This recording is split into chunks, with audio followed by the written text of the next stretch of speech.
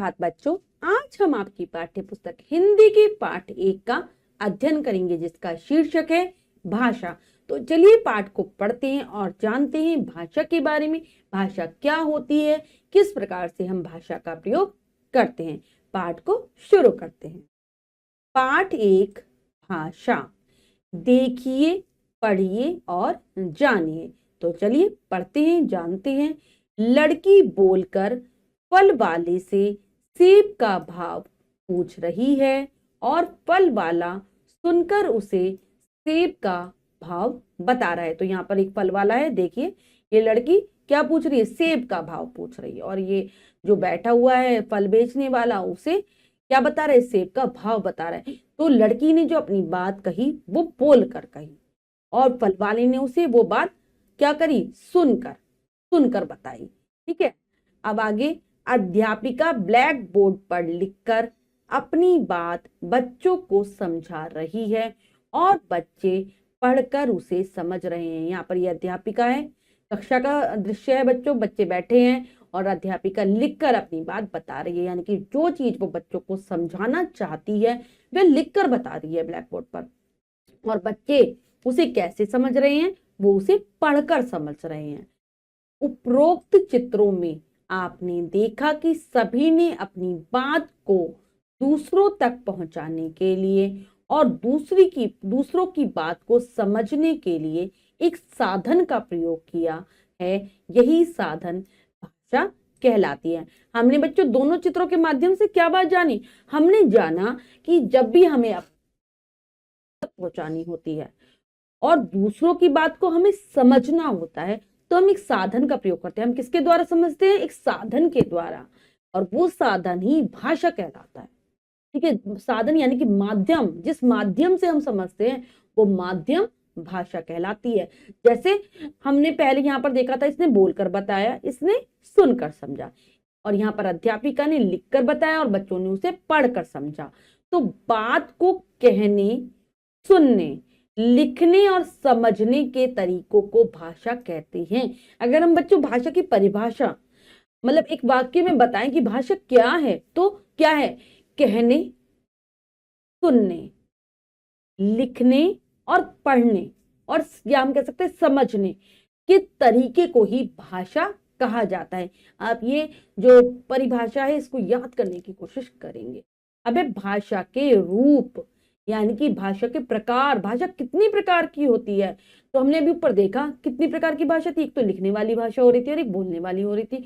तो इसी आधार पर भाषा के 2 रूप होते हैं, मौखिक भाषा यानी कि जो हम बोलते हैं बोलकर, और दूसरा सुनकर समझता है, और दूसरी है लिखित भाषा जब हम लिखते हैं, और दूसरा पढ़कर समझता है। तो सबसे पहले मौखिक भाषा के बारे में जानते हैं, क्या होती है ये। बोलकर अपनी बात दूसरों तक पहुंचाना और सुनकर दूसरों की बात समझना ही मौखिक भाषा कहलाता है।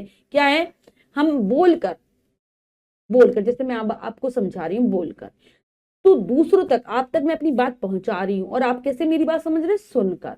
तो ये क्या है, ये मौखिक भाषा है। ठीक है, कौन सा रूप है भाषा का, मौखिक रूप है ये। अब आता है हमारा दूसरा रूप जो है लिखित भाषा। लिखित भाषा दूसरा रूप है भाषा का। लिखकर अपनी बात दूसरों तक पहुंचाना और दूसरे की लिखी बातों को पढ़कर समझना ही लिखित भाषा कहलाता है। यानी कि जो भी बात हम कहना चाहते हैं, अगर हम वो लिखकर बताते हैं और दूसरा हमारी बातों को पढ़कर समझता है, तो ये होगी लिखित भाषा। भाषा का दूसरा रूप लिखित भाषा। अब यहाँ पर यह भी जाने, हमने बहुत सारी बातें जानी भाषा के बारे में, ये भी जानते हैं संसार में कई भाषाएं बोली जाती हैं, जैसे अंग्रेजी, अरबी, रूसी, जर्मन, फ्रेंच आदि। तो ये दुनिया, ये संसार बहुत बड़ा है। यहाँ पर अलग अलग भाषाओं को बोलने वाले लोग रहते हैं। कुछ अंग्रेजी बोलते हैं, कुछ अरबी बोलते हैं, कुछ रूसी बोलते हैं, कुछ जर्मनी और कुछ फ्रेंच भी बोलते हैं, और हम सब हिंदी बोलते हैं, अंग्रेजी भी बोलते हैं। ठीक है, अब हम जानते हैं, हमने क्या क्या सीखा है, बोलकर, सुनकर, लिखकर अथवा पढ़कर अपने मन के भावों यानी कि हमारे मन में जो भी बातें आती हैं, हमारे मन में जो भी विचार उठते हैं, विचारों का आदान प्रदान करना भाषा कहलाता है। जब हम दूसरों तक पहुंचाते हैं और दूसरों की बातों को समझते हैं, वही क्या है, वही भाषा है। मन के भावों का, विचारों का आदान प्रदान ही भाषा है। भाषा के दो रूप होते हैं, दो प्रकार की भाषाएं हैं, मौखिक भाषा तथा लिखित भाषा। बोलना, सुनना, लिखना तथा पढ़ना भाषा के प्रमुख अंग हैं, क्योंकि या तो हम अपनी बात बोलकर बताएंगे या फिर लिखकर, सामने वाला सुनकर समझेगा या फिर पढ़कर समझेगा। तो ये मुख्य अंग हो गए, प्रमुख अंग हो गए।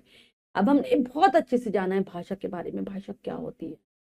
जब हमने मन के भावों को, विचारों को क्या करते हैं, दूसरों तक पहुंचाते हैं, दूसरों की बातों को समझते हैं, उनके विचारों को, भावों को ग्रहण करते हैं, वही भाषा कहलाती है। आओ अभ्यास करें। अब हम अभ्यास कार्य कर लेते हैं पाठ का। पहला प्रश्न पढ़ते हैं, करने का प्रयास करते हैं। सही विकल्प पर सही का चिन्ह लगाइए। प्रश्न में 3 विकल्प हैं, 2 विकल्प गलत हैं बच्चों, 1 विकल्प सही है। हमें सही विकल्प को चुनना है, सही का निशान लगा देना है। करते हैं। भाषा के कितने रूप होते हैं? 2, 3, 4। तो कितने रूप है बच्चों? भाषा के हमारे होते हैं 2 रूप, मौखिक भाषा और लिखित भाषा। भाषा के मौखिक रूप में अपनी बात दूसरों तक पहुंचाई जाती है, लिखकर, बोलकर, पढ़कर। तो हम बोलकर पहुंचाते हैं अपनी बात दूसरों तक। भाषा के लिखित रूप में दूसरों की बात समझी जाती है, सुनकर, लिखकर, पढ़कर। तो हम पढ़कर समझते हैं दूसरों की बातों को। कहानी सुनना भाषा का कौन सा रूप है? लिखित, मौखिक, दोनों। तो सुनना है हमारा मौखिक रूप। नेक्स्ट है चित्रों में प्रयुक्त भाषा के रूप लिखिए। तो यहाँ पर एक अध्यापिका बच्चों को डांट रही है, या हम कह सकते हैं कि एक महिला बच्चों को डांट रही है। तो ये बच्चे इसकी बात को कैसे समझ रहे हैं? सुनकर समझ रहे हैं। तो ये भाषा का मौखिक रूप है, मौखिक भाषा। नेक्स्ट है, यहाँ पर एक पुरुष है, हम कह सकते हैं, या फिर अध्यापक है, बच्चे को अपनी बात पढ़कर समझा रहे हैं, यानी कि जो भी वो कागज पर लिखा हुआ है उसको पढ़ रहा है। तो ये लिखित भाषा का रूप है, लिखे हुए को पढ़कर समझा रहा है, वो लिखित भाषा।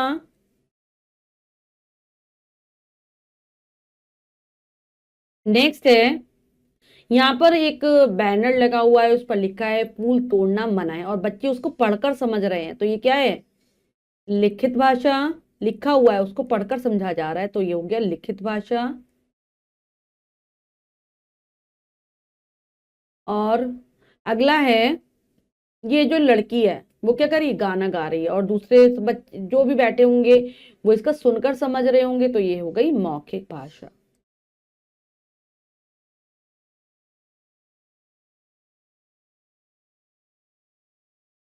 तो बच्चों ये कार्य हमने पूर्ण कर लिया है। इसके बाद जो भी कार्य दिया गया है वो आपको स्वयं करना है, सुंदर अक्षरों में अपनी अभ्यास पुस्तिका में।